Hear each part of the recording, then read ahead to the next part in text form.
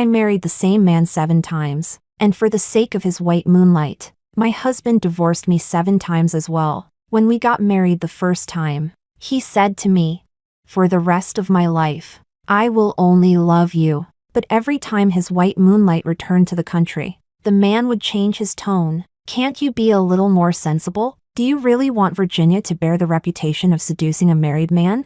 The first time we divorced, I slit my wrist in an attempt to force him to stay. I was sent to the hospital by ambulance, yet he never once came to see me. The third time we divorced, I humbled myself and applied for a job as his assistant at his company, just so I could have the chance to see him a little more often. By the 6th divorce, I had already learned to quietly pack my things and move out of the house we once shared. My hysteria, my repeated concessions, my obedient compromises, what they brought me was the man remarrying me again and again on schedule, and repeating the same old tricks again and again, until this time, after receiving the news that his white moonlight was about to return to the country.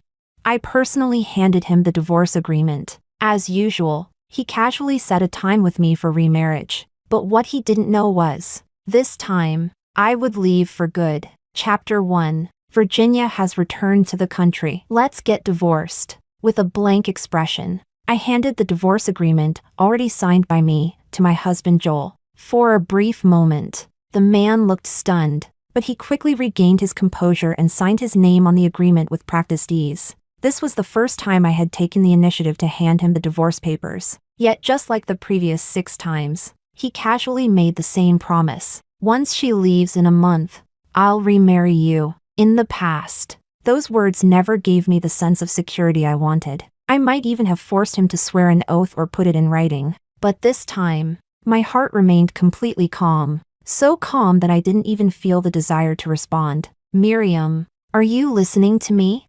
Joel frowned, clearly displeased by my silence. I had no choice but to nod.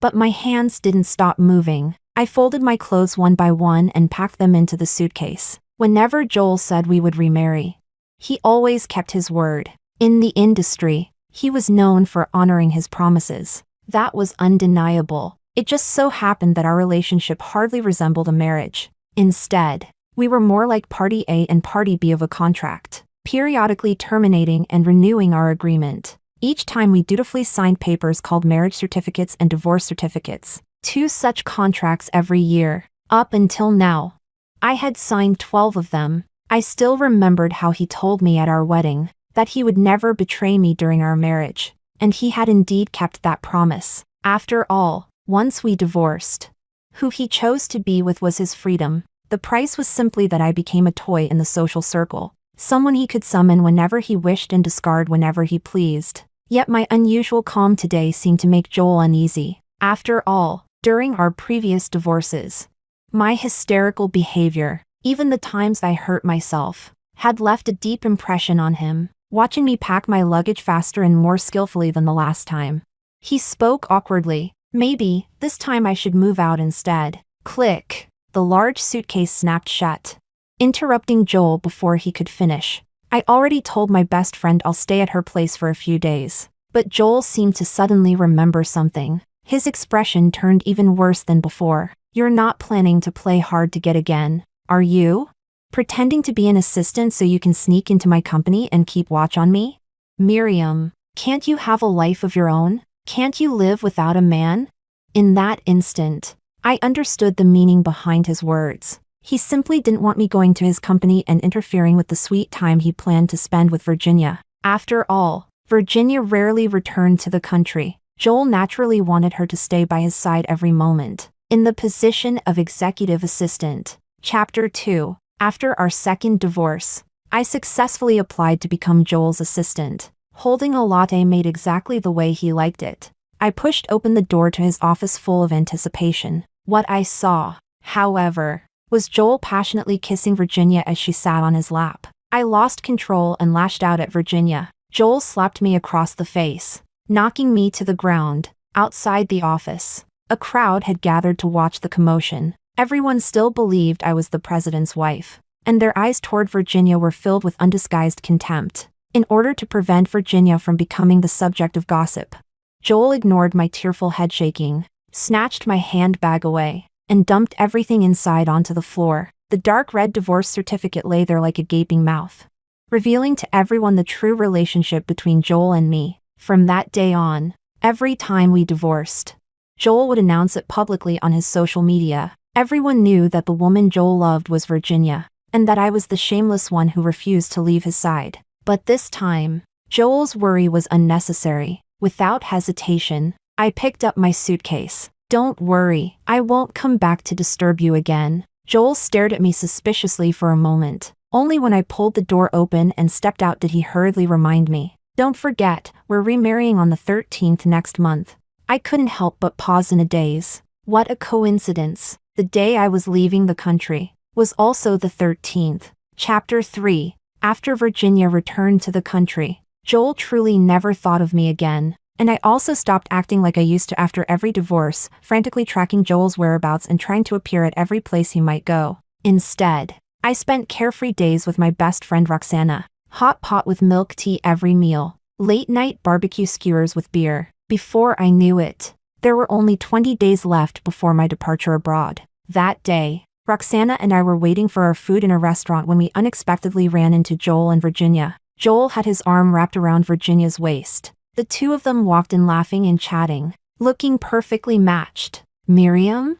Joel's gaze immediately locked onto me. Virginia wrapped her arms affectionately around Joel's neck and smiled sweetly. "Miriam, what a coincidence. You're here for dinner too?"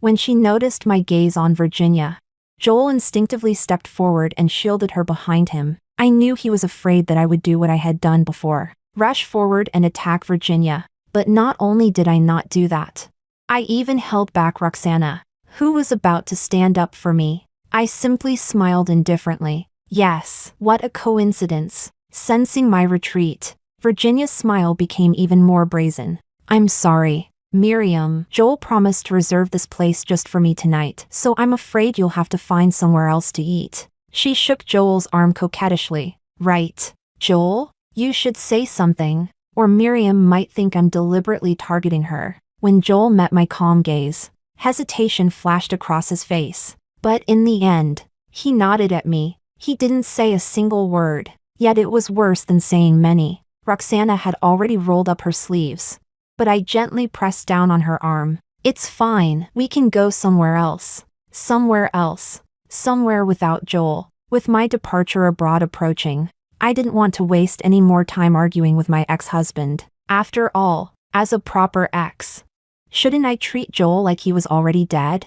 The restaurant manager stepped forward at just the right moment and flattered Joel and Virginia. "You two look so loving together. It's really enviable." Hearing that, Joel cast a complicated glance toward me, as if wary of what I might say, or curious about what I wanted to say. But I acted as if I hadn't heard anything. Taking Roxana's hand, I stood up and left. Joel clearly hadn't expected that I would react so calmly. He stared blankly at my retreating back. Virginia called his name several times. By the end, impatience had already crept into her voice. Only then did he reluctantly withdraw his gaze. Chapter 4. I thought the encounter at the restaurant would be my last interaction with Joel before leaving the country. But on the very night I officially resigned from my position as Joel's assistant, I unexpectedly received a video call from him. It was such an unprecedented event that I forcibly stopped myself from hanging up immediately and instead switched the call to voice. The man's voice clearly carried dissatisfaction. "Why did you switch to voice?" I replied casually. "I'm not wearing makeup. It's inconvenient for video." The moment the words left my mouth, I regretted them a little. After all, the saying "women dress up for the ones they want to please" made it sound as if I still wanted to please him. Sure enough, Joel laughed, suddenly sounding in a much better mood. "We've been married so many times already. What is there about you that I haven't seen?" His flirtatious tone made me extremely uncomfortable, so I asked coldly, "What do you want?" The man immediately sensed the distance in my voice. He instinctively stopped lounging and sat up straight. "I heard from HR that you resigned." I responded with a simple without intending to explain. Silence filled the line. Joel spoke in a teasing tone, but it sounded like he was simply trying to fill the awkward quiet. "Maybe it's for the best. I mean, you could have just lived as the president's wife." but instead you insisted on becoming an assistant. That's just asking for hardship. But honestly, you were pretty casual about the job. I barely ever saw you in the office. Yet I still had to pay your salary every month. The whole company knew you got the job through connections. They all said I was playing favorites. I interrupted him impatiently. Don't you have Virginia to keep company? Joel muttered without thinking. I'm not actually involved with her. What's there to keep her company for? Then he fell silent, because suddenly he realized I was nothing more than his ex-wife. Joel instantly felt a bit guilty. The divorce. I'm sorry. I just thought if we didn't divorce, people would talk badly about Virginia. I nodded. Virginia shouldn't be the subject of gossip. So naturally, I was the one who had to become a laughingstock, the topic of idle gossip in our social circle. My voice turned even colder. If there's nothing else, I'm hanging up. Wait! Joel's tone suddenly became anxious. The 12th is our wedding anniversary. There's a concert that day. I know you wanted to go. I'll go with you. We can listen together. Okay? For a brief moment, I almost told him the truth. But before I could speak, Virginia's distant voice came from the other end of the call. Joel, I forgot my towel. Can you bring it to me? Joel didn't respond immediately. Instead, he stared at my name on the phone screen, clearly caught in a dilemma. I urged him expressionlessly. Go ahead. Only then did he slowly stand up. Though he didn't hang up the call. Miriam, wait for me. I'll be right back. Then he walked toward the bathroom, just as I expected. I heard the sound of Joel and Virginia kissing. Joel let out a muffled groan, and the bathroom door slammed shut. With a mocking smile, I hung up the call. At that moment, Roxana excitedly called out, asking me to go dancing at a bar. Without hesitation, I put down my phone and linked arms with her. After all, there were still so many things in this world that could bring me joy. In the past, I had been blinded by obsession. Now that he had truly become part of my past, why should I waste another moment worrying about that man? Chapter 5. Life without Joel passed quickly. Before I realized it, there were only a few days left before I left the country. Although we had no direct contact, I still heard bits and pieces about him and Virginia from Roxana. Apparently, he and Virginia had a huge argument. He even stormed out of a banquet, slamming the door without caring about Virginia's dignity. There were even rumors that the reason for their argument was me. I simply smiled indifferently when I heard that. I was no longer the hopeless romantic I once was, refreshing social media countless times a day, trying to catch every clue about Joel and Virginia from their posts or from anyone in our circle who knew them. Back then, the moment I sensed the slightest crack in their relationship, I would rush to Joel's side, to tell him that I was the one who loved him the most. But couples in love always fight and make up. So what if their argument was because of me? Wasn't I always just a prop in their game? However, since then, Joel began calling me more and more frequently. Unfortunately for him, I either hung up immediately, or refused to meet him with various excuses. Chapter 6. Until the day before I left the country, Joel invited me to go to a concert with him. I've already bought the tickets. Let's meet tonight, okay? Today is our wedding anniversary. You won't refuse me again, will you? He had never spoken to me so humbly before. In the past, he would casually take one step toward me, and in order to please him, I would rush forward and complete the remaining 99 steps, only to realize in the end that even that single step, for Virginia, Joel would take back. But I truly didn't know what to say, because today was not our wedding anniversary. It was the day we remarried for the 4th time. After so many separations and reunions, I was the only one who carefully remembered every detail related to him. But in the end, I still agreed. After all, I really wanted to attend that concert. Yet that night, I waited and waited at the entrance of the concert venue, and Joel never appeared. I opened the voice message he had just sent. His apologetic voice came through, mixed with the noisy sounds of the concert venue, and faintly accompanied by Virginia's soft laughter. I'm sorry, Miriam. Virginia suddenly felt unwell, so I took her to the hospital. We'll have countless anniversaries in the future. When Virginia leaves tomorrow, I'll do whatever you want with you, okay? The concert finally began. A gentle melody drifted out of the venue. Thank you for inviting me to witness your love. I keep reminding myself not to run away. I closed the chat window and opened my social media feed for the first time in a month. Virginia had posted a few minutes earlier. Her selfie with Joel at the concert immediately caught my eye. I let go of all my memories to fulfill your love. Yet I still refuse to believe that this is fate. The song continued to play, as if mocking me for the small flicker of hope I still had. When I agreed to Joel's invitation, when I made my way here tonight, and now, that final trace of hope was completely shattered. 7 divorces. I should have understood long ago, shouldn't I? Fortunately, this would finally be the last time. Without a trace of attachment, I turned and went to the airport, where I sat the entire night. At 7 in the morning, I checked in for my flight. Joel sent me a message asking when we would remarry. I didn't reply. Instead, I casually deleted him from my contacts. Chapter 7. At 8 in the morning, I was standing in line to board the plane. Joel called. I didn't answer. Instead, I blocked his number. At 9 in the morning, I was already seated on the plane. The flight attendant reminded everyone to switch their phones to airplane mode. Just then, I received a call from Roxana. Joel's tense voice came from the other end of the phone. Miriam, where are you? Goodbye. Ex-husband. I hung up decisively and turned off my phone. As the roar of the airplane engine filled my ears, I finally felt a sense of relief, as if everything had settled into place. Joel stood in Roxana's apartment, staring at the phone that had just been hung up. His expression was blank. His voice was hoarse, as if he were trying hard to suppress something. Where did she go? Roxana crossed her arms and let out a cold laugh. Oh, now you finally want to ask? She left. Left? What do you mean? Where did she go? Roxana shrugged and smiled mischievously. Do you really think I'd tell you?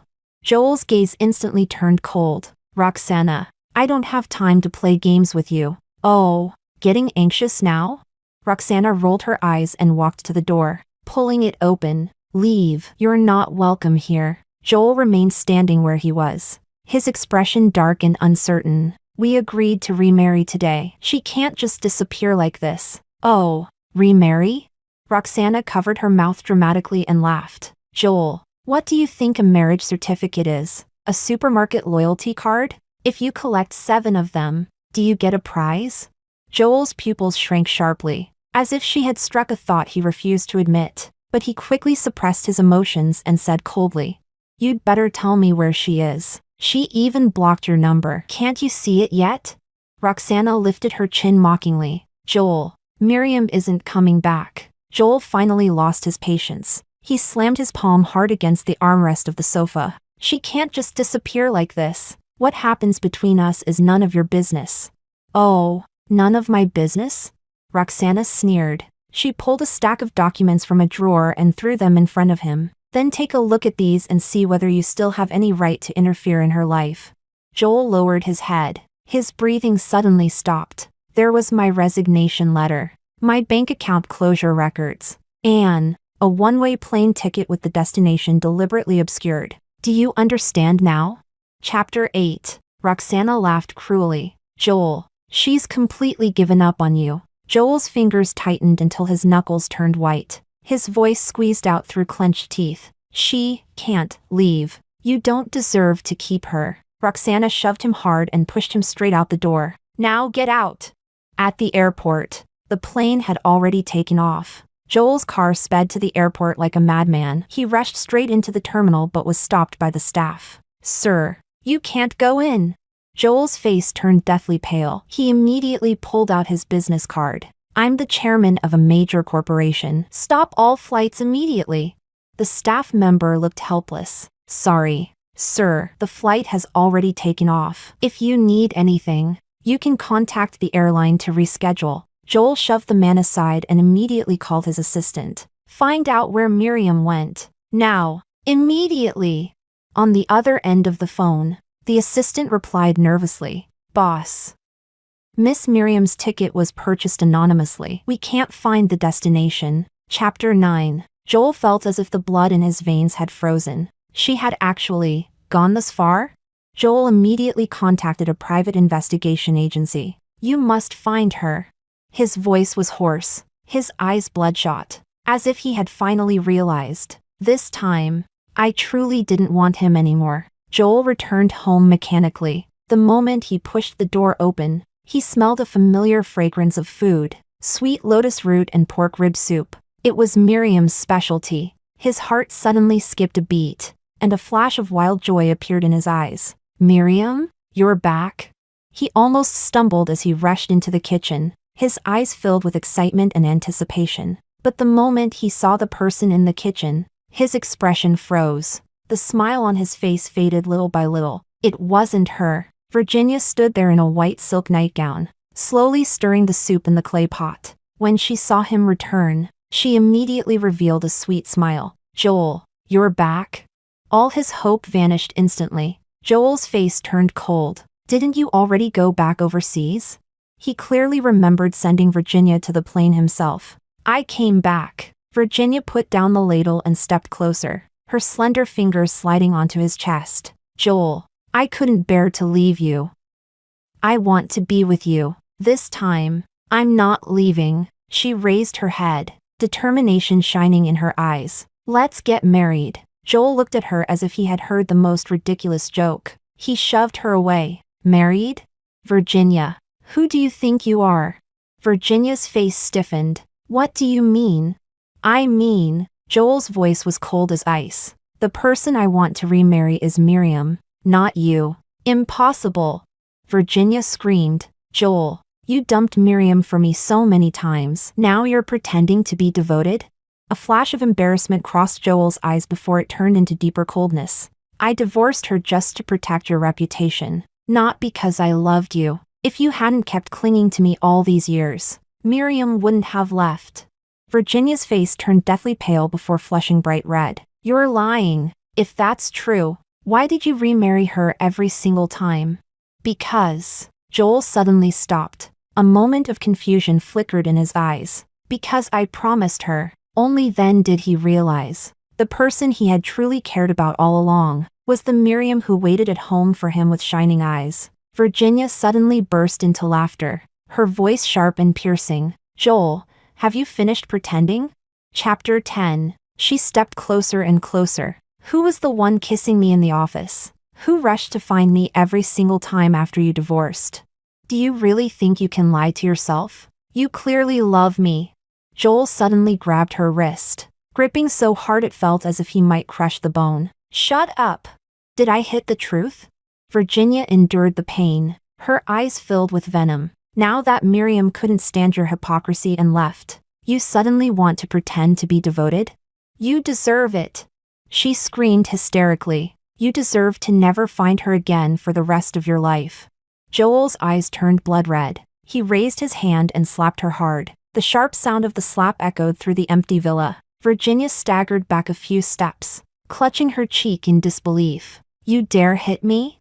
I told you before. Joel's voice was terrifyingly cold.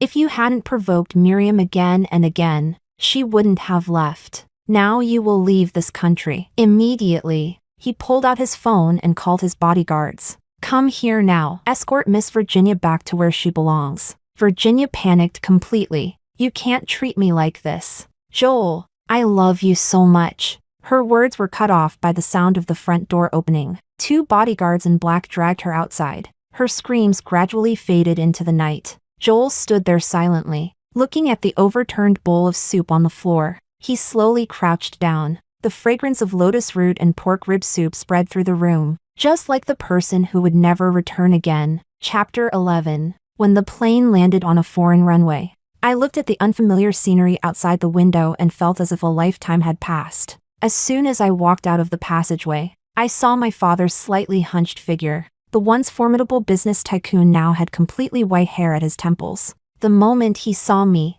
his eyes instantly turned red. Back then, when the company expanded overseas, I insisted on staying in the country to marry Joel. I defied my father and even cut off contact with my family. It had been 6 years since I last saw them. Dad. I choked with emotion and threw myself into his arms. I was such an unfilial daughter. I abandoned my family for that scumbag Joel. My father hugged me tightly. He didn't blame my stubbornness back then. He only said one sentence. "It's good that you came home." Tears welled in my eyes. Only then did I understand. My true home had always been with my parents. How could I have been so blind before? I actually treated Joel, who divorced me 7 times for his white moonlight, as my home. In the car, my father told me, "I've already acquired 17% of Joel's company shares." I shook my head. There's no need to take revenge for me. My grudges are mine to settle. It's not revenge. My father looked at me seriously. It's a welcome gift for the day you return to take over the family business. Chapter 12. 3 years later. Boss. This is the Q3 financial report. Net profit increased by 65% year-on-year. The secretary respectfully handed me the document. Wearing a tailored designer suit, I stood in front of the floor-to-ceiling windows overlooking the entire financial district. In 3 years, I started from the bottom and became the leader of the family conglomerate. The company's market value tripled. Even the Financial Times called me the golden touch of the business world. In contrast, Joel's company continued to decline. He was struggling with a crashing stock price.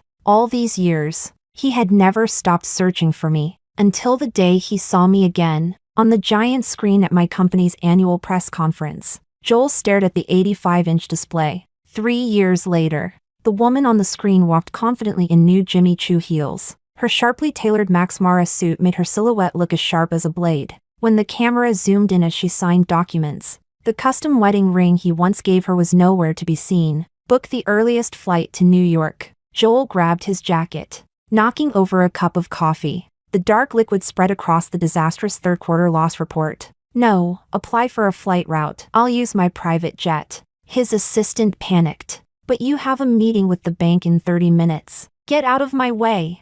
Joel's roar silenced the entire office. He stared at the screen showing me shaking hands with foreign government officials. His throat moved violently. "Tell the finance department to raise the interest rate on the pledged shares by another 2%. When the Gulfstream G650 pierced the stratosphere, I was in the executive lounge of the Four Seasons Hotel signing for a special delivery. Inside the shockproof packaging were 7 gold-stamped marriage certificates and 7 dark red divorce certificates. They gleamed mockingly under the light. A note from Roxana was clipped among them. "If he collects all of these, he thinks you'll come back to him." I calmly pressed the service bell and smiled at the approaching attendant. "Please run these through the shredder." Chapter 13. When Joel finally found me, I was having coffee with my arranged marriage partner, Zach, inside a glass conservatory cafe on 5th Avenue in New York. Zach's fingertips slowly traced the rim of his coffee cup. For 3 years, the acquisition tycoon known on Wall Street as the Mad Wolf only showed such patience in front of me.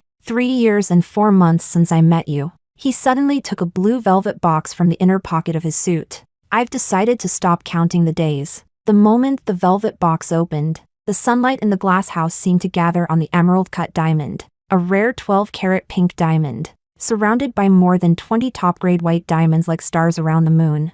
I had someone retrieve it from a Swiss bank last month. He lifted my wrist, which wore a slim business watch. "It suits you better than I imagined." The right hand that had signed countless merger contracts was trembling slightly with nervousness. Zach spoke carefully.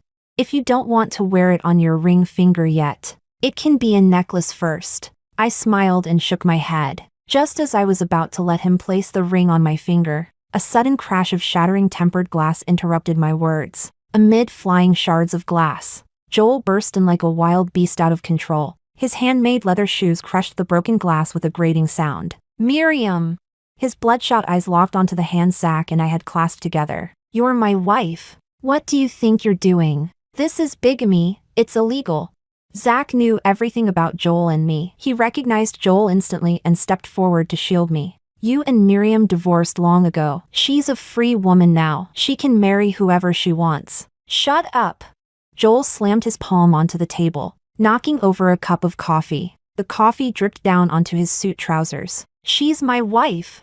Joel glared at Zach through clenched teeth. "What the hell are you? You think you're worthy of touching her? So what if we divorced? Miriam promised to remarry me. I came here today to take her home." Zach was about to argue further, but I tugged lightly at his sleeve and shook my head. I looked at Joel as if he were a stranger. "Joel, Our 7th divorce happened 3 years ago. His eyes shook violently, as if trying to process the fact. You're only saying that to make me angry, right? You promised you'd remarry me. You still love me, don't you, Miriam? It was all Virginia. She seduced me. That's why I divorced you again and again and hurt you. I've already punished her. He pulled out his phone and showed a video. In the video, Virginia stood by the window of a psychiatric hospital. Her face was swollen and deformed from long-term medication side effects. She stared blankly out the window. I forced her into prostitution and sent her to a psychiatric hospital. Joel explained urgently. You hate her, so I made her pay the price. You think I left you because of Virginia? Chapter 14. I suddenly laughed. Then let me tell you, I don't care, just like I stopped caring about you a long time ago. Zach took my hand at the right moment. Our fingers interlocked. I saw Joel staring at our hands as if they had burned him. We're getting married next month, I said calmly. I hope you'll give us your blessing. Zach, usually calm and composed, instantly lit up with joy like a young boy. Joel's lips began to tremble. Suddenly he lunged forward like a drowning man and grabbed my arm. No. Miriam, you can't do this. You can't marry him. You promised you'd love me forever. Please don't leave me. Please don't marry someone else. I looked at him and said softly.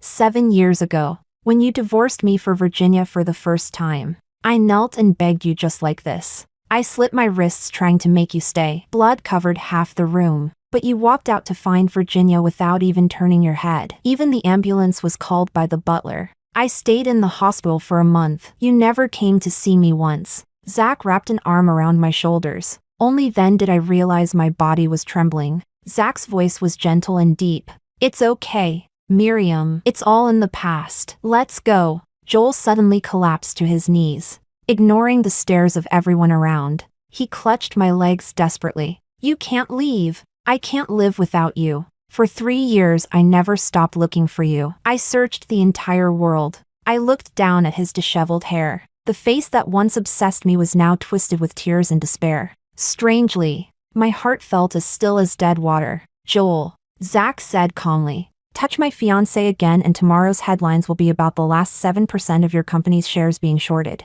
Joel ignored him. He lifted his head, revealing a scar that ran from his forehead to his brow. Do you remember this scar? You hit me with a vase during the 3rd divorce. But I never blamed you. You deserved it. I finally spoke. Because when I opened the door that day, I saw Virginia wearing my wedding dress in our bedroom. I broke free from his grip. Before leaving, I looked at him one last time. Love isn't an apology after hurting someone. It's not a toy you put away when you're done. Joel, you never understood what love really is. Only after being truly loved did I realize how meaningless yours was. I took Zach's hand and walked out of the cafe without looking back. As Zach opened the car door for me, Joel's wailing still echoed from inside the cafe. Looking at his shrinking figure in the rearview mirror, I leaned gently against Zach's shoulder. Sunlight fell on my wedding ring, scattering rainbow light. This is what love is supposed to look like. Chapter 15. On the pink sand beaches of the Bahamas, 300 crystal chandeliers illuminated the entire private beach as bright as daylight. I wore Vera Wang's newest wedding gown, looking at myself in the mirror, more composed than I had been 3 years ago. Miss, the stylist whispered softly, there's a gentleman outside. Roxana cut her off immediately. Tell him the bride is unavailable. My fingers paused as I adjusted my veil. Joel is still outside? He's been kneeling at the entrance to the beach since last night. Roxana rolled her eyes. He says he won't get up unless he sees you. Security has tried to remove him 3 times. Through the floor-to-ceiling window. The man in the rain was soaked from head to toe. His expensive suit pants had been torn by the rough coral sand, and blood seeped from his knees. He pushed away the black umbrella the guards tried to hold over him, as if he wanted the storm to wash something away. At that moment, Zach pushed the door open, holding a tablet. On the screen were the real-time figures of Joel's family company collapsing on the stock market. Just half an hour ago, Zach had completed the acquisition of the last 7% of the company's shares. Should we let him watch the wedding livestream? Zach rested his chin on my shoulder as the screen switched to a 4K view of the church interior. His voice was as gentle as if discussing today's champagne tower. I deliberately chose the same church where you married him. I laughed and pushed away his restless hand. Childish. Miriam! A heart-rending shout suddenly came from the rain. Come out and see me. Joel had somehow broken through the first line of security. In the torrential rain, he held up a velvet box ruined by seawater. Inside was a jade ring with a strange green glow, the cheap pair of rings he had casually bought from a street stall when we married for the first time. I found out I have terminal stomach cancer. The doctor said I have at most 3 months. His voice was shattered, like crushed glass. Just take pity on me. Zach suddenly tightened his grip on my hand. This wolf of Wall Street, whose reputation terrified countless competitors, now had red eyes and trembling hands. I knew he was afraid I might still feel pity for Joel, but how could that be?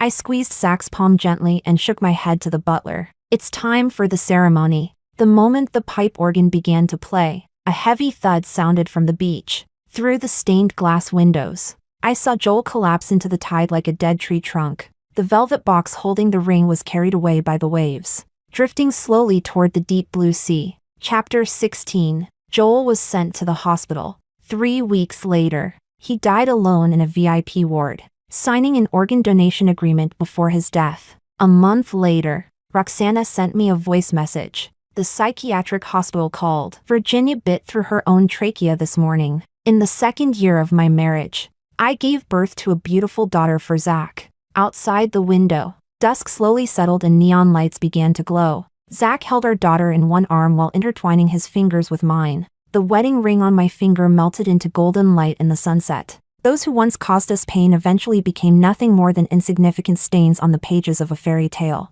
And the real story was continuing warmly in the palm of my hand.